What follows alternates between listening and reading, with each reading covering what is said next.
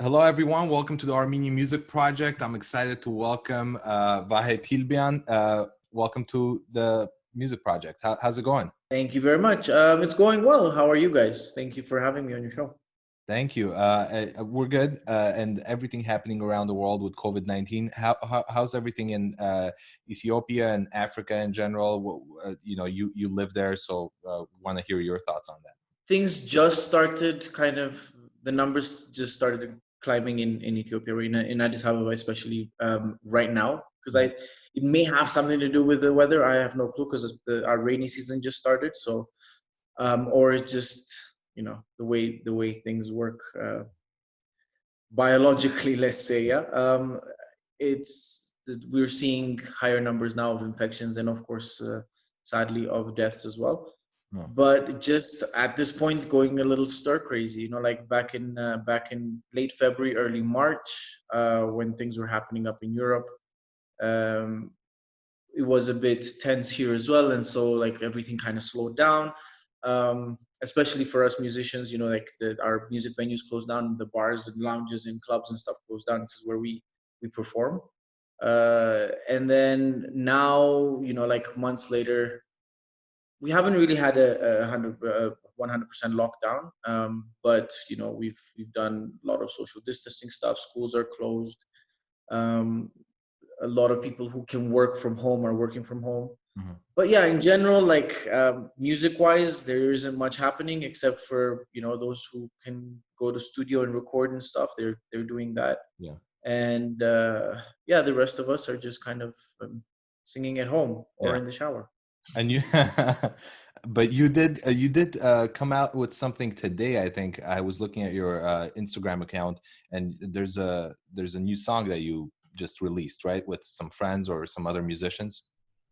Yeah, it's a collab. It's been released a couple of weeks ago. We just thought we could do a collaboration and did like a fun music video where we recorded just selfie videos and stuff at home and sent it in, and they edited it and they put it in together.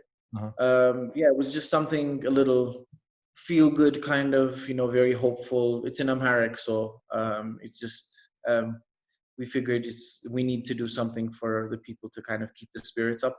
Yeah. And not kind of get into that, because there was a lot of fear mongering and stuff through media, other people, and a lot of people were going crazy a little bit. So I think it was just something fun that we did. So for hopefully we'll do a few things like that. We'll see what happens. Maybe a few singles here and there if there's a possibility. Yeah. But we shall. Yeah. And when you think about the world, Armenians are all over the world. There are lots of Armenians in Europe. But when you think about Africa and even Ethiopia, you don't think of a big Armenian population. What's the population in Ethiopia? Is it like 1,000 people or something? Or, and are you connected with them? Well, yeah, we're less than 100 people right now, actually. Oh, wow. Yeah, it's a pretty small community. At the best time, let's say, when the highest, I think there's been about a little over 1,500, something like that, back in the 50s, 60s, 70s. Yeah, so like the 70s were the time that a lot of Armenians moved out of Ethiopia. When the communist government, the Derg regime, basically came into power, and they nationalized everything. So a lot of people lost businesses and houses and stuff like that. So a lot of Armenians basically left Ethiopia at that time. So yeah, then after that, the number of within the community is dwindling. Youngsters move away for school. The older generation, like it's natural.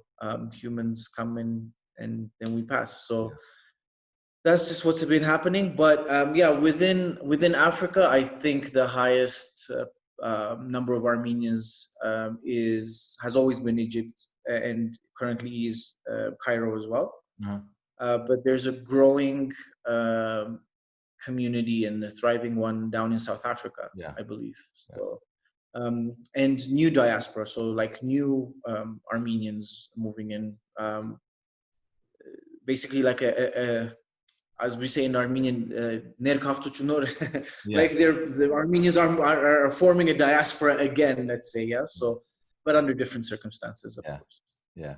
And Yeah, you know, Ethiopia and Armenia have some kind of a shared history and lots of similarities. For example, I think Ethiopia is the second country to adopt Christianity as a religion after that's right. Armenia, and also the alphabet. This is years ago, even before we're having this conversation. When I look at it, I'm like, wow, this is so similar in so many ways. Do you know Yeah. anything about the history and how they're so connected, and that you could share with us? Honestly, like the alphabet wise, we've always noticed it, you know. So, and then others who see the Ethiopian alphabet, and then of course the compare it to the Armenian ones, especially Armenians, you see it going, my God, that looks like a f, and that looks like a p, right? So, um, but I don't know.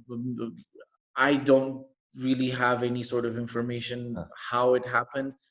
My gut feeling is, you know, Mr. Mashtots did a lot of traveling, and when he, you know, either discovered, rediscovered, or um, the alphabet was revealed to him, whichever one we believe. Yeah, Because there's different aspects, right? A lot of people believe in different ways and systems. yeah, So I mean, it could be that, you know, he passed through like Jerusalem. The Armenian quarter is where the old Ethiopian church has always been. So there's always been the Ge'ez, which is a language that is older than Armenian, at least from what is registered on paper, right? mhm, We don't necessarily know how old the language is, or if it was a language that was there. Where I'm talking about Armenian right now. If it existed and then kind of got lost and then we was rediscovered, yeah, or was it in the 400s that we you know, got the alphabet? If that's the case, then Ge'ez, which is the Krapar, let's say, of Amharic, of the Ethiopian languages, is a very, very old language. So it's yeah. been around for thousands of years. So is So yeah, this is jumping a little bit, but is English like a second language or something? Because you are so amazing. You speak so fluently. I would say English maybe is a third language, because at home, of course, you know, both parents being Armenian, we spoke Armenian, but we were also speaking Amharic, which is one of the Ethiopian languages. Ethiopia has over 80 ethnic groups, and each ethnic group has their own language. Yeah, So, but Amharic is the official language of Ethiopia, let's say. But we've always spoken that at home as well. English, yeah, it was the language of my schooling, especially secondary school, and then towards university. And I happened to get the chance to travel abroad to go to university and do my undergrad in Canada. yeah. And yeah, after that, moved back. So you know, English is third language, but it's been the language of my schooling, let's say. Yeah, Yeah, yeah. And especially like high school. you went to Vancouver, right? And that's I really was, close to where I am now. So, what you said, a lot of youth go out and they kind of stay in different countries. You know, leave yeah. Ethiopia. Why did you come back? Primarily my family, you know, my parents, my sister are in Addis Ababa in Ethiopia. So it was just that decision that I did not want to be very far away. And you know, Vancouver, I just happened to pick the furthest spot, I think, from Ethiopia to go to school, and it was just too far. You know, like Christmases without family, without my parents, without my sister, um, birthdays, you know, like all these things that you look for, and just you know, this is home for me. When I left to go to school, it was always with the mindset that I will be coming back. So yeah, that's just the way my path kind of revealed itself, and so I ended up moving back to Ethiopia, and I'm living here now. Yeah. Well, a couple of I'll ask my questions, but I want to ask a couple of questions from some of your fans and people who follow your career.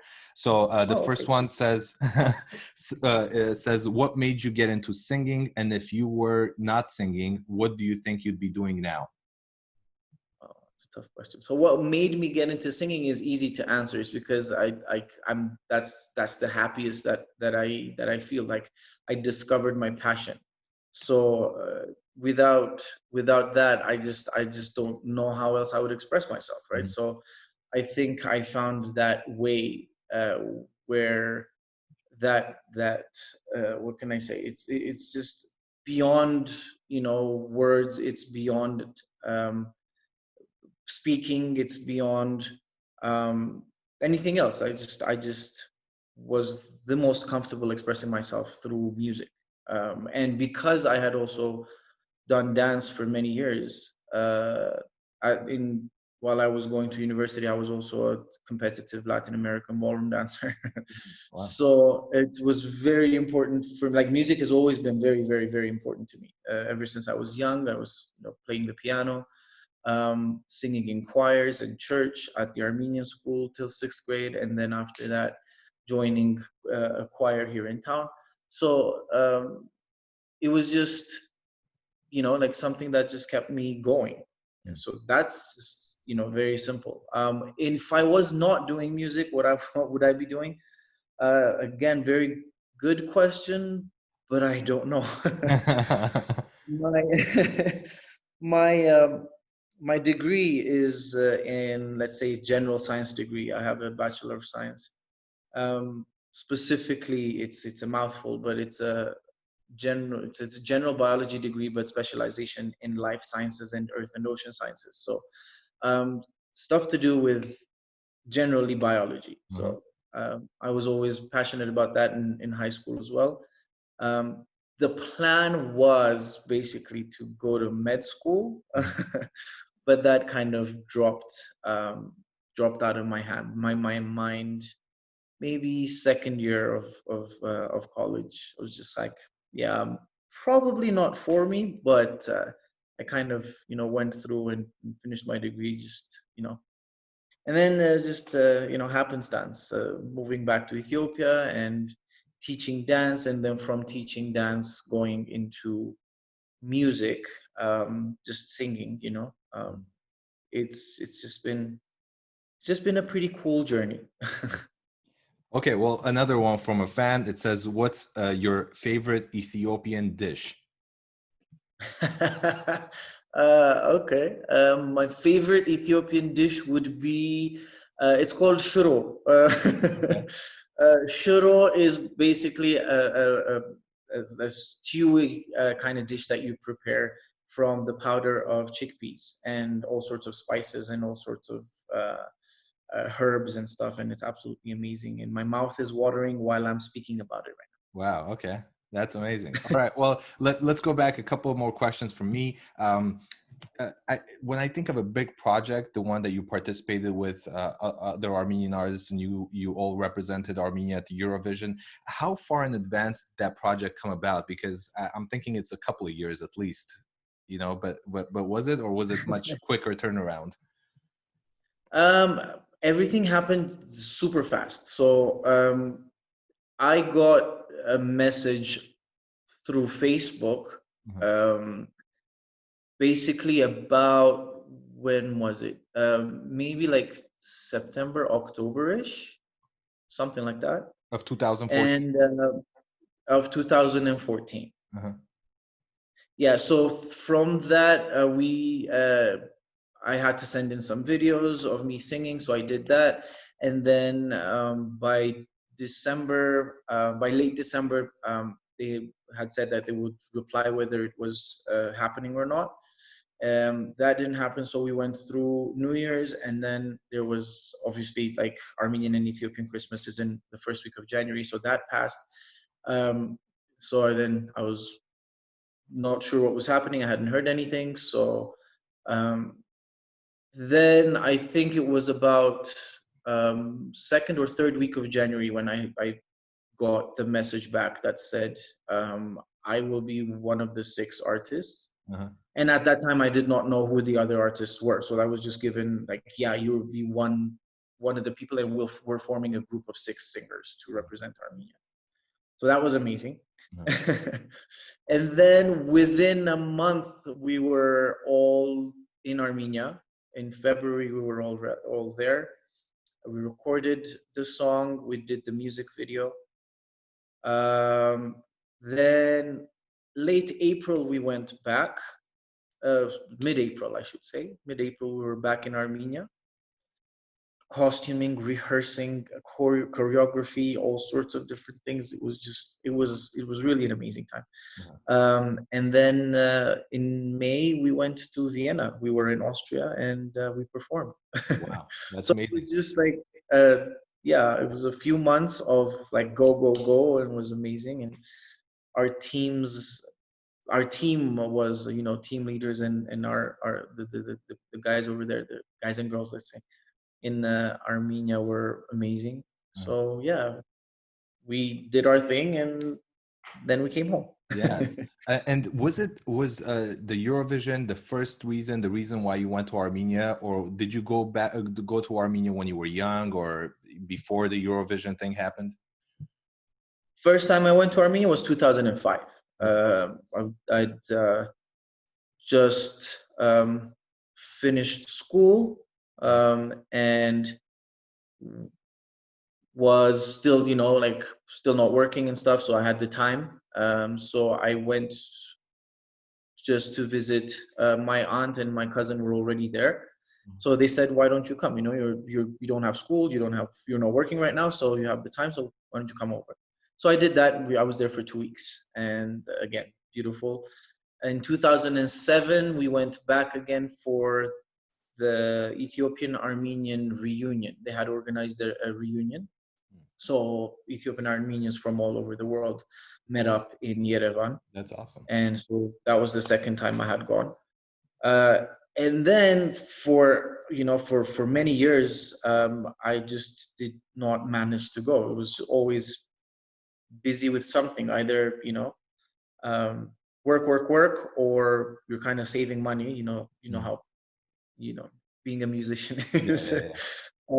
So then I hadn't gone, and then the next time that I went was for the preparations for Eurovision and stuff, and then ever since then, I'm going at least once a year if I can manage, even twice a year if I can.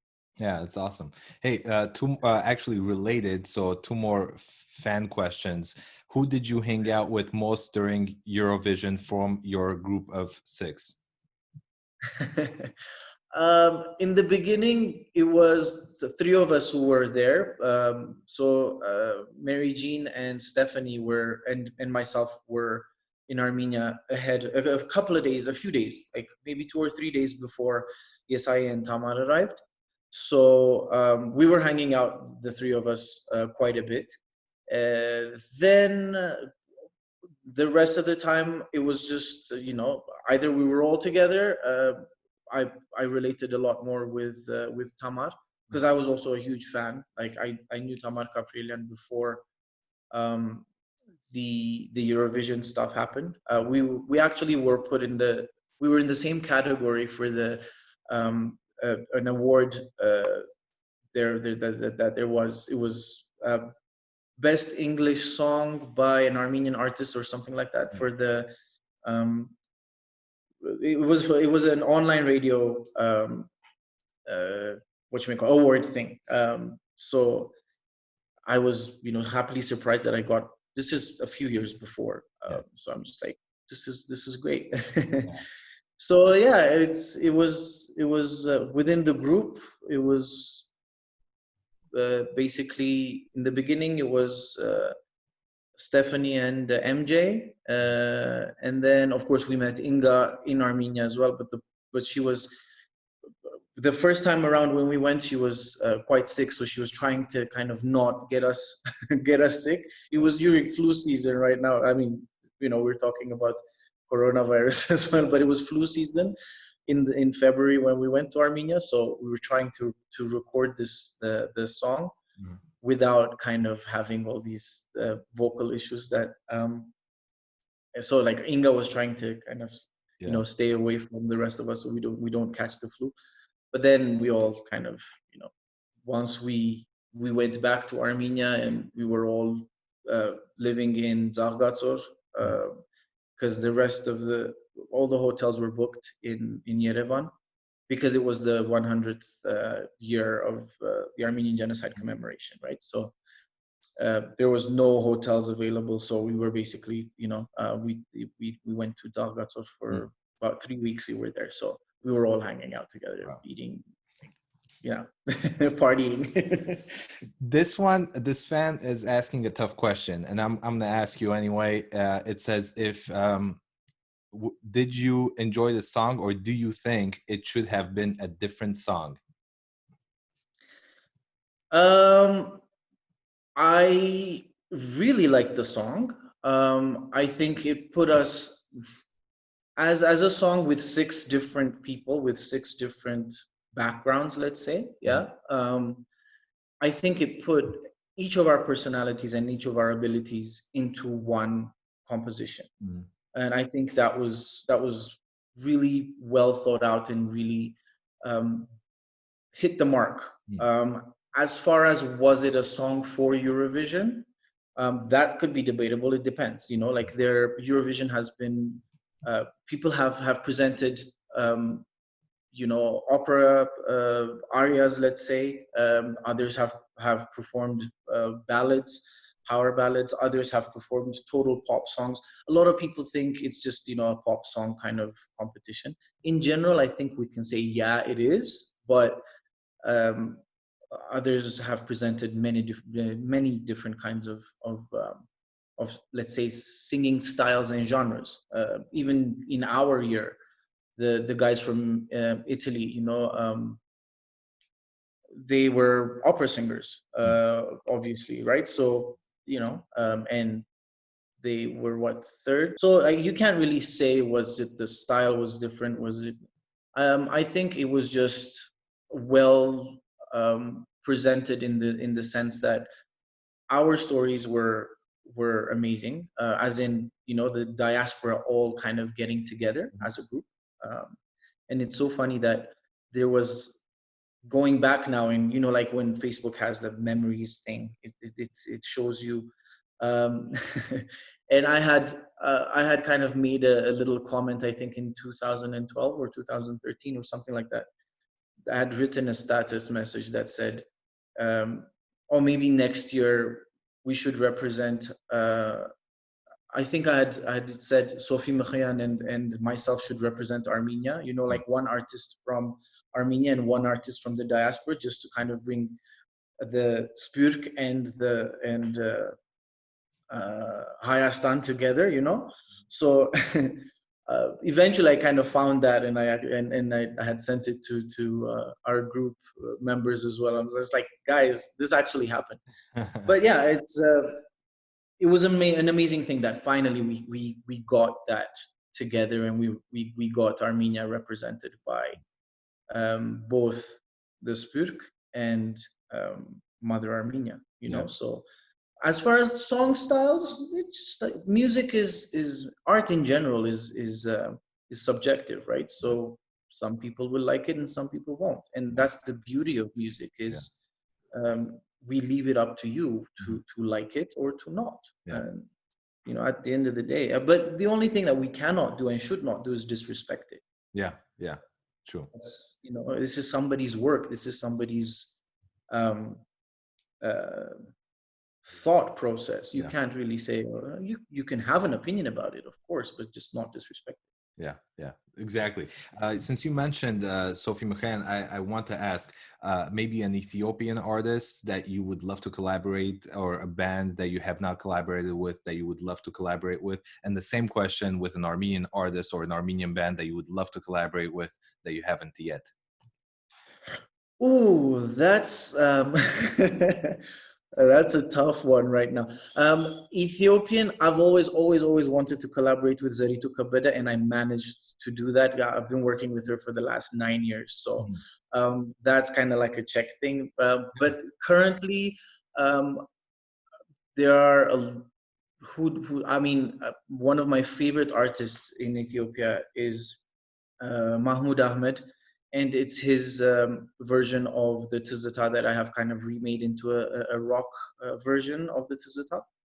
And Tizita means nostalgia or memories, like Hishatak, right? So um, it's I mean, if there's a chance for me to work with him, he's one of the very well known singers who's still um, currently performing. Still very recently he is. I don't know if he's performing right now. Right now, of course, right now is Corona time, so we don't know. But Armenia, always been a fan of Sirusho. Always, and I'd love to collaborate. Um, I have done a few collaborations with a Syrian Armenian singer based in Yerevan. Her name is Rena De or Rena D. I would love to continue to do that. I mean, so many, like absolutely amazing vocalists and musicians. So to just put a finger on just one is tough. Yeah. What do you do outside of singing? Any hobbies? Any passions? Like I said before, I did a little dancing when I was in university, right? So I was a competitive Latin American ballroom dancer. So when I moved back to Ethiopia, I was teaching. The salsa scene was happening at the time. Like there were a lot of movies out, like of salsa and Latin dancing and stuff like that. So it was very popular. A lot of people were just trying to get their classes going and trying to get into the group of dancers. And so I did that for a little bit. I was teaching Latin, not ballroom dancing, but Latin dancing in general. So salsa, merengue, bachata. So I did that, and I still do that whenever I get the chance. Through that, I kind of also got involved with Zumba. So I'm a Zumba instructor. Wow. Yeah. So I did that until this pandemic started. But yeah, we'll hopefully continue once everything kind of settles and things start reopening. So yeah, but I love photography. Always have loved photography, but I'm not really, I don't necessarily have all the equipment that I need. I just kind of do my my usual like cell phone snaps here and there, and use as many filters as I possibly can. That's awesome. Yeah, so like I don't even want to call myself an amateur photographer because it's not fair on the art itself, but I just think I look at certain things differently, and I'm addicted to taking pictures of sunsets, and that's what I do. Yeah. You write your own songs. You write songs. I mean, I know you perform other composers, other artists' songs, but you write songs. What's the process? When do you have to get into that mood where you're composing or writing a song or writing lyrics? Do you have a set way of doing it, or is it just as it comes? I've never really had any set way. Usually, it's kind of like, either you're in your feelings a little bit, or you're kind of can't shake something that is just there and it's nagging you, so you just put it down on paper. I have to say it's just been a while that I have been able to write anything as well. I feel like I'm on perpetual like writer's block at this point. And I can't explain why that is. I don't know. Maybe I've said all I need to say. I don't know. That's kind of sad to admit, but but people who follow me on social media would kind of totally disagree with me right now. They're like, you're constantly writing and you constantly have stuff to say. How come you're not writing songs? But maybe that's it. Maybe I just kind of need to shut my social media down so I have some stuff to put down on paper or something. I don't know. But yeah, it's just like lyrics I've written, and with the help of producers and composers and stuff, we've put some songs together. So yeah, there is no real process. The main one maybe is when I'm angry, I start writing stuff. Okay. You've had a great career and you're actively working. And you also did mention that it is tough to be an artist, you know, financially and just sometimes even mentally, because if you keep trying, if you're trying to figure out a career and things you get rejected or things don't happen, you lose this competition, that competition. It could be really overwhelming and you kind of want to quit. What advice would you give to young musicians going through this whole process as an accomplished artist? Well, the advice might be a little cheesy and lame, but no, there's just keep at it is the advice, you know, like especially if it's something that you're passionate about and it speaks to you as much as you deliver, you know, like if your performances and your music is kind of giving you that satisfaction, not necessarily filling the pockets, but I do understand how difficult it is that, you know, like happiness or being satisfied with your work or um you know, like how good your songs are or how good your performance is, that in itself does not pay the bills, sadly. You know, I wish I could, you know, pay my bills through experience, but it doesn't work that way. The reality of life is that we need that paper money that comes in or whatever bank account that you have to be Yeah. able to buy food, pay your rent, Mhm. pay your bills. Yeah. But yeah, I mean, you know, keep going. This is the advice that I've been given. Like a few times you start thinking, you know, like when things are not going in the right direction, you feel like, okay, is this a sign? Am I supposed to kind of, you know, like start branching out and maybe travel a different path? But um, every time you kind of I've had that train of thought, I've always had a sign or something happens that kind of brings me back Mm. to music and Yeah. to my performances or to my either live shows or, you know, kind of going into studio and working on something new. Mm. So like use that to kind of try and continue. Maybe, you know, if it's not working, um, just give yourself a window of opportunity, a window of, okay, you know, like where what else can I do? That's a good thing to have Mhm. as well. You know, what else can I do with this? But I also always feel like I am kind of cheating on myself by kind of having that train of thought. So Yeah. if you if you are passionate about it, art is something that will never leave you. So just keep continuing, keep doing it, and you never know. Like, yeah, I'm a realist. Some people call me a pessimist, or the word that I hate is negative. Mm. I think I'm more of a realist, and you know I'm quite in touch with.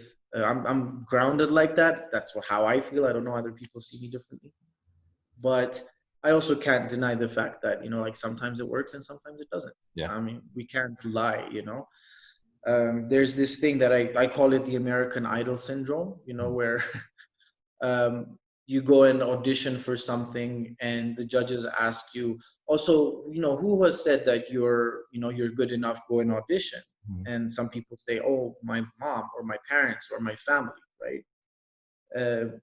So yeah, your family has to support you, but sometimes it's also kind of like, is it that American Idol syndrome where you're actually not good enough, but your family kind of supports you? But I don't know, you know, like Mm. it's just it's sometimes you also as even established artist, you kind of start doubting yourself like that, and it's not easy. The industry is not easy. It's Yeah. just it does not help. But the only way we could kind of really know is by pushing through and kind of keep keep doing what you're doing. Practice makes perfect. Yeah. If especially vocally, if you play an instrument, it's the same. Yeah. Um, but yeah, sometimes it's also the luck of the draw. Yeah. Some people just get lucky like that. Yeah. Yeah. And consistency is key. You know, you just got to keep doing it, like you said, and just hope that things work out. But luck is also a big part of it. You're right about that. You know, and but put in the hard work. Hopefully you get some luck and you have a career. Yeah, exactly. I mean, it's strange. It is a very strange industry, like I've always said. It's also like, there's always this toss up between, does luck exist or is it a blessing? Obviously, like if you're a believer, there's also that's going through your head. But it's not to say that if things don't work out that you're not blessed, but it could be that it's just showing you a sign that, hey, like it's okay, you've come this far, but sometimes you just have to change direction. It's fine. Yeah. But yeah, consistency definitely. Well, thank you so much, Vahed. This is great. Do you have anything else you want to add before we end? No, I think I'm good. Just want to, say thank you to you. I appreciate the opportunity and thank you for giving me your time. And also quickly want to thank the listeners. I appreciate their time and appreciate that they're lending us their ears. So Yeah. thank you. Thank you for Exactly. doing this um, for Armenian musicians in general, for Armenian music in general. Yeah, Yeah. appreciate Thank you so much, Vahe, and hope one day we meet. I would love to come to Africa.